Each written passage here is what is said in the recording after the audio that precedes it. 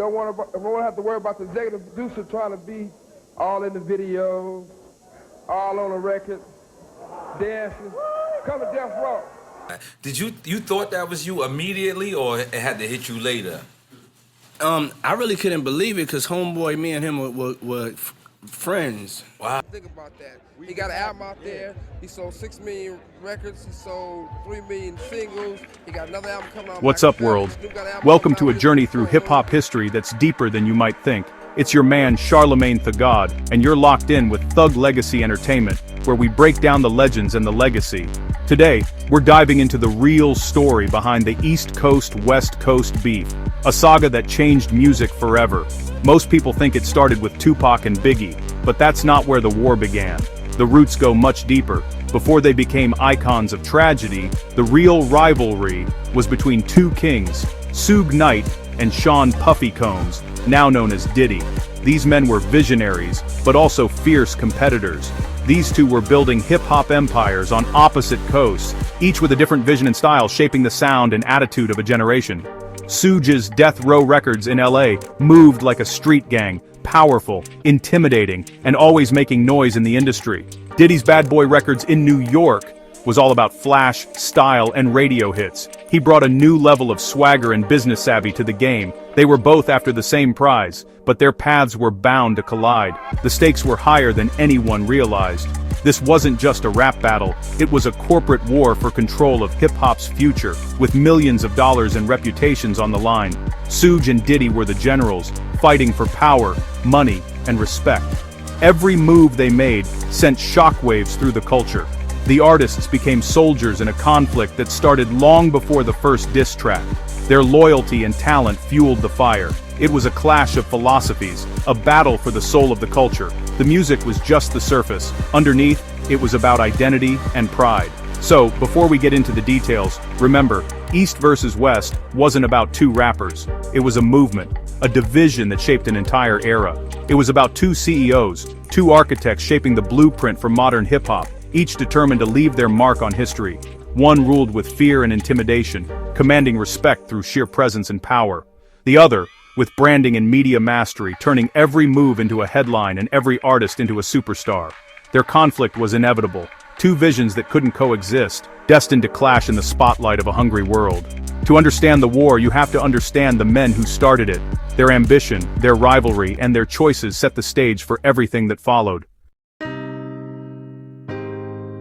Let's break down who these two men really were, and why their rivalry would come to define an era in hip-hop. Suge Knight from Compton was a former football player. Big, intimidating, and fluent in the language of the streets, he grew up surrounded by the realities of gang culture, learning early on how to command respect and navigate danger.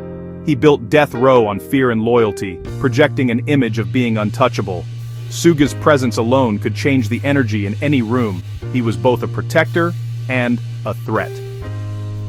Suge's business model: protect your artists, intimidate rivals, and take what you want. He believed power was seized, not given. He wasn't just playing the game, he was rewriting the rules, making his own playbook as he went. On the other side, you had Sean Combs, Puffy, Diddy, raised in Harlem and Mount Vernon. His world was about hustle, style, and ambition. He started as an intern, hustling his way up with vision and ambition. Diddy was relentless, always looking for the next big thing, always working the angles. Diddy saw hip-hop as a lifestyle brand, mastering marketing and star-making. He understood that image was everything, and he made sure his artists looked the part. His genius was in the shiny suits, high-budget videos, and crossover hits. He brought hip-hop into the mainstream, making it glamorous and aspirational. Diddy built his empire in corporate suites, selling the dream of success. He was as comfortable in a boardroom as he was in the studio. Suge sold authenticity, the raw, dangerous reality of the West Coast. He made sure Death Row's music felt like it came straight from the streets. Death Row was about being the realest in the game, never backing down, never faking it. Diddy sold luxury and aspiration. Bad Boy was about going from the block to the top, showing the world that hip-hop could mean wealth and influence. Both were selling the hip-hop dream, but their versions were at war. Their visions clashed at every turn. Suge saw Diddy as soft, commercializing the culture, watering down what made hip-hop real.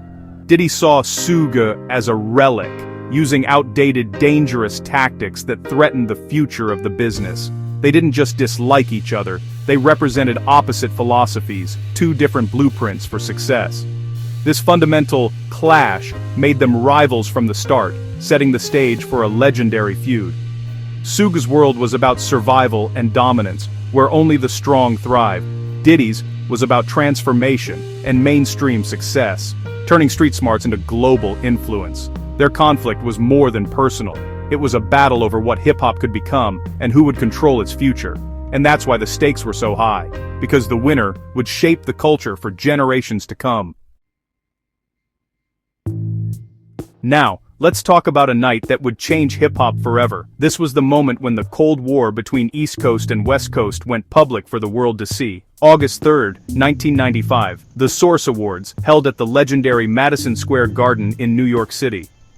What should have been a celebration of hip-hop's achievements quickly turned into a declaration of war. Suge Knight, towering in a bold red suit, took the stage to accept an award for Death Row Records, but instead of gratitude, he dropped a bombshell. Any artist out there that wanna be an artist and wanna stay a star, and don't have to worry about the executive producer all in the videos, all on the records, dancing, come to Death Row. He never said Puffy's name, but everyone in the room knew exactly who he meant. It was the ultimate disrespect, calling out Diddy in his own city, on national TV, in front of the entire hip-hop community. But this wasn't just a diss. It was a calculated business move. A shot fired in the middle of a crowded room. Suge was recruiting, planting seeds of doubt in Bad Boy's camp, and making his intentions crystal clear. He was making a public power play, daring anyone to challenge him or his label's dominance. Diddy didn't respond with anger or aggression, even as the crowd buzzed with tension. He stayed calm, later taking the stage to call for unity and peace in hip-hop, trying to cool the flames. Some saw it as weakness, but Diddy was playing a different game, one that was about longevity, not just bravado. He refused to fight on Suge's terms, refusing to let the moment define him or his label. Instead, he chose to battle in the boardroom and on the charts, focusing on building an empire. That night, the beef became a public spectacle, with fans and media instantly taking sides. The lines were drawn, and the entire industry was watching, waiting to see what would happen next. The war was no longer behind closed doors. It was now a headline, a spectacle, and a warning. It was out in the open, and there was no turning back for anyone involved. The Source Awards changed everything, marking a turning point in hip-hop history that would echo for years to come. This was always about business and control. Suge and Diddy were fighting for market share, chart dominance, and cultural influence. Every Death Row album sold was one less for Bad Boy, and vice versa. Suge's vision, keep hip-hop raw, real, and rebellious, a voice for the voiceless. Diddy's vision, make hip-hop global, aspirational, and mainstream. Suge sold revolution. Diddy sold the American dream. Their rivalry was about more than money. It was about the future of the culture. Would hip-hop stay a voice of rebellion, or become a force in pop culture? Every move, every hit, was a battle for hip-hop's soul. The stakes couldn't be higher. The rivalry was already burning, but Tupac Shakur was the gasoline. Suge Knight bailed Tupac out of prison in 1995 for $1.4 million, not just charity, but a strategic move. Suge didn't just sign a rapper, he recruited a general. Tupac, feeling betrayed by his New York friends, especially Biggie and Puffy, brought personal fire to the conflict. He believed he'd been set up in the 1994 Quad Studios shooting. Whether true or not, that belief fueled his loyalty to Death Row.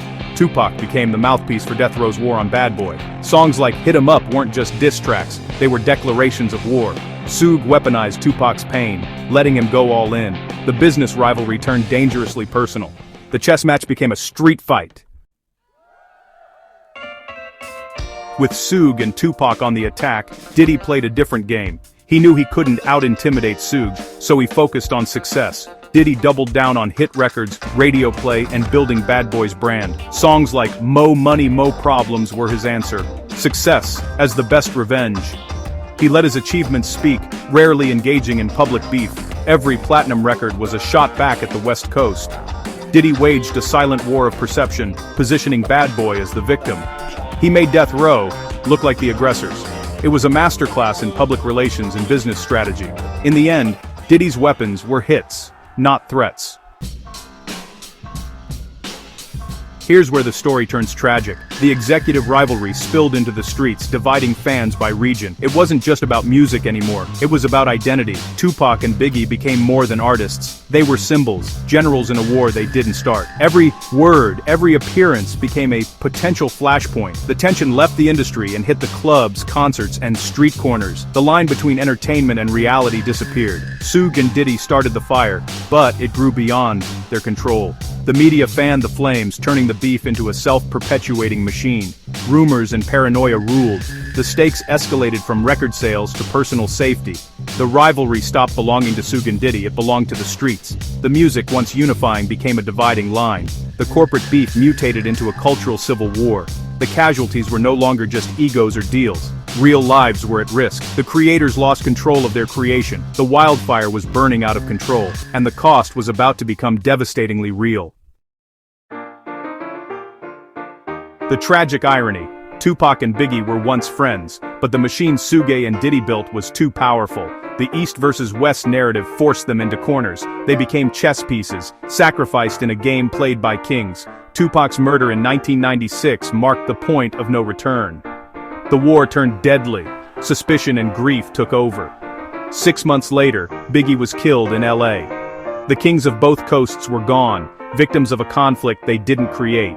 The industry was shaken, the music stopped. Suge and Diddy had to face the consequences of their ambition. The war for hip-hop's soul had cost its brightest stars. Looking back, one question remains. What if Suge and Diddy had never crossed paths? Their rivalry shaped modern hip-hop, but at a huge cost. Suge's empire, built on fear, eventually collapsed. Diddy's vision of corporate hip-hop became the industry standard. The competition pushed creativity, but also bred paranoia and violence. The line between hype and real-life consequences vanished. It's a cautionary tale for the industry.